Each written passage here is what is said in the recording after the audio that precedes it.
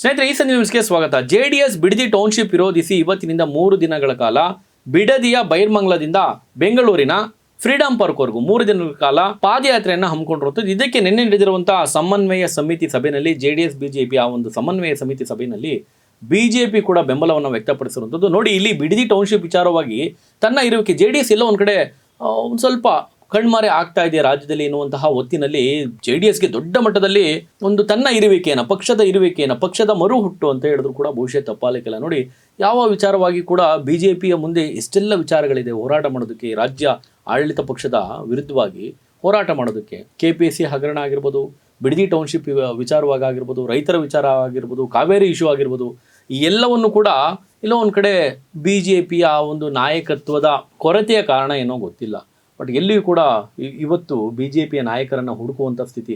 ಆದರೆ JDS ತನ್ನ ಇರುವಿಕೆಯನ್ನು ಮತ್ತೊಮ್ಮೆ ಸಾಬೀತುಪಡಿಸಿದ್ದು ಇದೇ ಬಿಡದಿ ಟೌನ್ಶಿಪ್ ವಿಚಾರವಾಗಿ ಧ್ವನಿ ಎತ್ತಿದ್ದು ಅಂತ ಹೇಳಿದ್ರು ಕೂಡ ಬಹುಶಃ ತಪ್ಪಾಗಲಿಕ್ಕಿಲ್ಲ.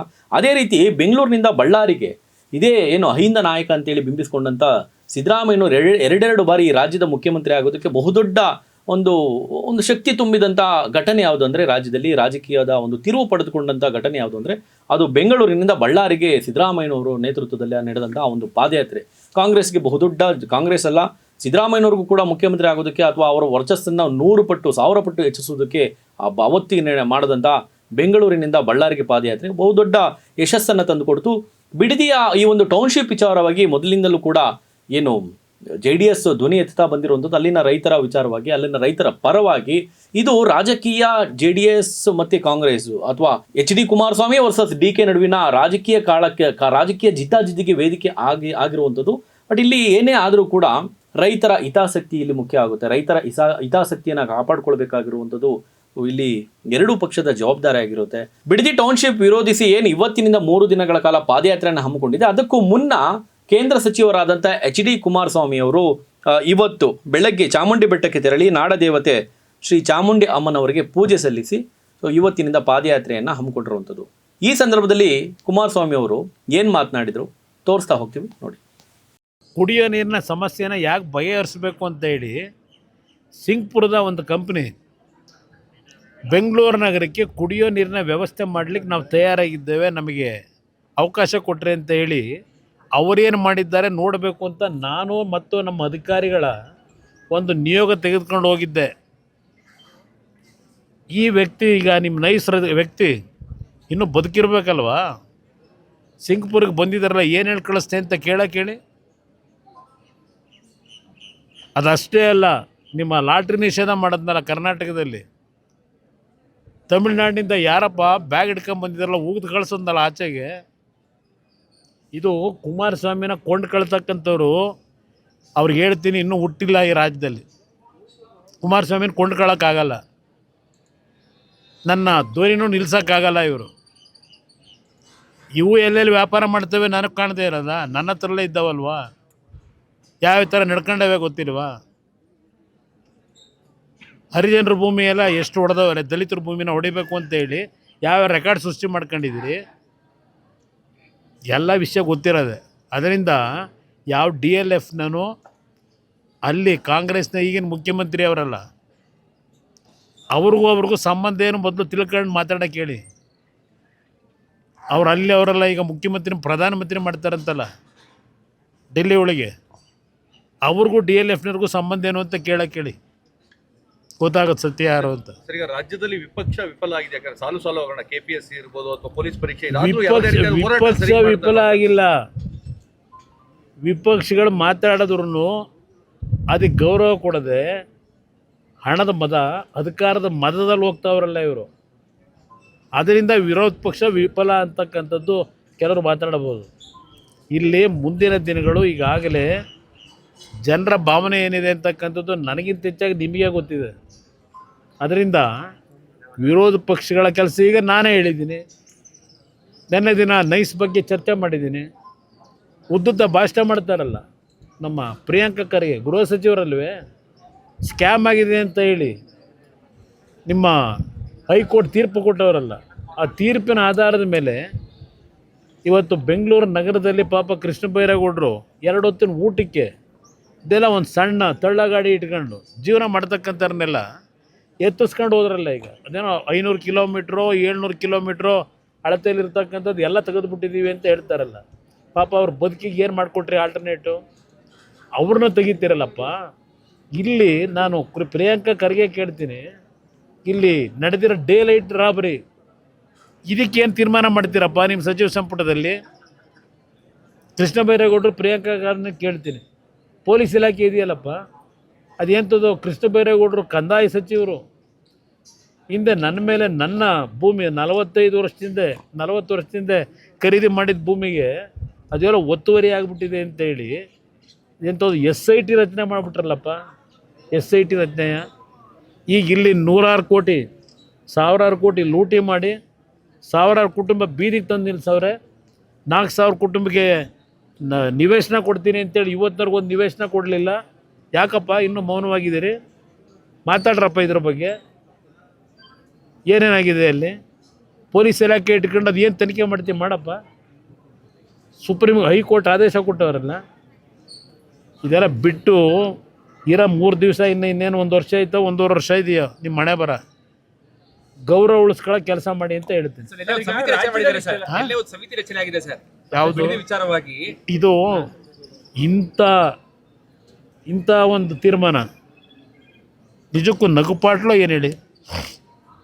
ಈಗ 30 ದಿನದಲ್ಲಿ ಅದೆಂಥದ್ದು ಹೊಸದಾಗಿ ರಿಟೈರ್ಡ್ ನ್ಯಾಯಮೂರ್ತಿ ಇರಬೇಕೇನೋ,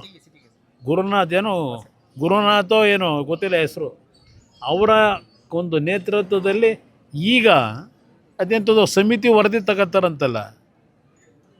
ನಾನು ಕೇಳಲಿಕ್ಕೆ ಬಯಸ್ತೀನಪ್ಪ, ನೀನೇ ಸದನ ಸಮಿತಿ ಮೆಂಬರ್ ಆಗಿ ನಿನ್ನ ಕಾಂಗ್ರೆಸ್ ಪಕ್ಷದ ನಿಮ್ಮ ಆದಿನಾಯಕಿ ಸೋನಿಯಾ ಗಾಂಧಿದು ಮಲ್ಲಿಕಾರ್ಜುನ ಖರ್ಗೆದು ಫೋಟೋ ಹಾಕ್ಕೊಂಡು ಸದನ ಸಮಿತಿಯ ಸತ್ಯ ಶೋಧನಾ ರಿಪೋರ್ಟ್ ಅಂತ ಕೊಟ್ಟಿದ್ದೀರಲ್ಲಪ್ಪ 2006ರಲ್ಲಿ.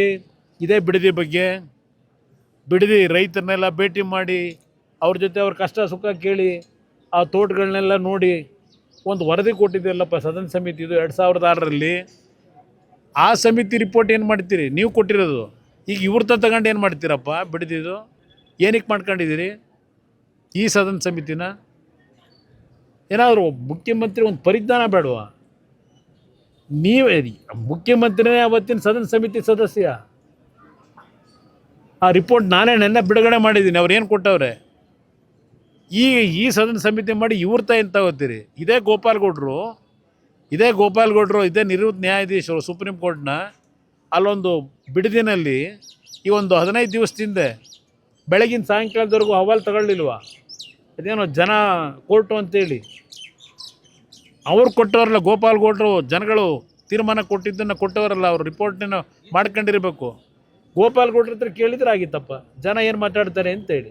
ಈಗ ಇನ್ನೊಂದು ಹೊಸ ಸದನ ಸಮಿತಿ ಮಾಡಿ, ಯಾಕೆಂದರೆ ನಾನು ಮೊನ್ನೆ ನೋಡ್ತಾ ಇದ್ದೆ ಇದೇ ಸರ್ಕಾರದಲ್ಲಿ ಕಾಂಗ್ರೆಸ್ ಸರ್ಕಾರದಲ್ಲಿ ಒಳ ಮೀಸಲಾತಿ ರಿಪೋರ್ಟ್ ತಗೋಬೇಕು ಅಂತೇಳಿ ಒಬ್ಬರನ್ನ ಸದಸ್ಯರನ್ನು ಅಧ್ಯಕ್ಷರನ್ನು ಮಾಡಿ 86 ಕೋಟಿ ಪೇಮೆಂಟ್ ಆಗಿದೆಯಂತೆ. 86 ಕೋಟಿ ಕೊಟ್ಟವ್ರೆ ಒಂದು ಒಳ ಸಮಿತಿ ಒಂದು ರಿಪೋರ್ಟ್ ತಗೊಳ್ಳೋದಕ್ಕೆ. 86 ಕೋಟಿ. ಆ ವ್ಯಕ್ತಿನ ಯಾರು ಮಾಡ್ಕೊಂಡಿದ್ರು, ಅದೇನು ಯಾವ ಸಮಿತಿ ನೋಡಿದ್ರು ಅವರೇ ಅಧ್ಯಕ್ಷರು. ಅದು ಎಷ್ಟು ಕೋಟಿ ಕೊಟ್ಟವ್ರೆ ಗೊತ್ತಿಲ್ಲ ಅವರಿಗೆ. ಅವ್ರದ್ದು ಎಷ್ಟು ಅವರಿಗೆ ಪ್ರತಿನಿತ್ಯ ಬೆಳಗ್ಗೆ ಎಷ್ಟು ಕೆಲಸ ಮಾಡ್ತಾರೆ ಗೊತ್ತಿಲ್ಲ. 24 ಗಂಟೆನೂ ಕೆಲಸ ಮಾಡ್ತಾವ್ರು, ನಿದ್ದೆ ಮಾಡದೆ ಅವರು. ಎಲ್ಲದಕ್ಕೂ ಅವರೇ ಯಾವುದೇ ಒಂದು ಸಮಿತಿ ಮಾಡಿದ್ರು ಅಧ್ಯಕ್ಷರು ಅವರೇ. ಸದ್ಯ ಇದಕ್ಕೆ ಅವ್ರನ್ನ ಹಾಕಿಲ್ಲ. ಸರ್, ಈಗ ಮುಖ್ಯಮಂತ್ರಿಯಾಗಿ ರಾಜ್ಯದಲ್ಲಿ ಸಾಕಷ್ಟು ವಿಚಾರಗಳಿದೆ, ಅದ್ರ ಬಗ್ಗೆ ಗಮನ ಹರಿಸಬೇಕು. DK ಶಿವಕುಮಾರ್ ಮುಖ್ಯಮಂತ್ರಿ ಆದಾಗಿಂದನೂ ಕೂಡ ಬಿಡದಿ ಒಂದು ಕೆಲಸವನ್ನ ಸಂಪೂರ್ಣ ಮಾಡ್ಬಿಡೋಣ ಅನ್ನೋ ಯಾವುದೂ ಆಗಲ್ಲ. ಅದು ಯಾಕೆ ನಾನು ಹೇಳ್ತೀನಿ ಕೇಳಿ, ಬಿಡದಿ ಕಾರ್ಯಕ್ರಮವೂ ಆಗಲ್ಲ. ಬಿಡದಿದು ಯಾವುದೇ ಕಾರಣಕ್ಕೂ ಆಗಲ್ಲ. ಇದು ಸುಮ್ಮನೆ ದುಡ್ಡು ಹೊಡೆಯೋದಕ್ಕೆ ಯಾರನ್ನು ಕರ್ಕೊಂಬಂದು ತೋರಿಸ್ಕೊಂಡು ಕಮಿಷನ್ ತಗೊಂಡು ಖಾಲಿ ಮಾಡ್ತಾರೆ ಅಷ್ಟೇ. ಏನೂ ಆಗೋದಿಲ್ಲ. ರೈತರು ಅಲ್ಲಿ ಭಾಳ ಬಿಗಿ ಆಗವ್ರೆ. ನಮಗಿಂತ ಹೆಚ್ಚಾಗಿ ಆ ಭಾಗದ ಹೆಣ್ಣು ಮಕ್ಕಳಿದಾರಲ್ಲ, ರೈತ ಕುಟುಂಬದ ಹೆಣ್ಣು ಮಕ್ಕಳು, ಅವ್ರ ಹೋರಾಟ ನೀವೇ ನೋಡ್ತಾ ಇದ್ದೀರಿ.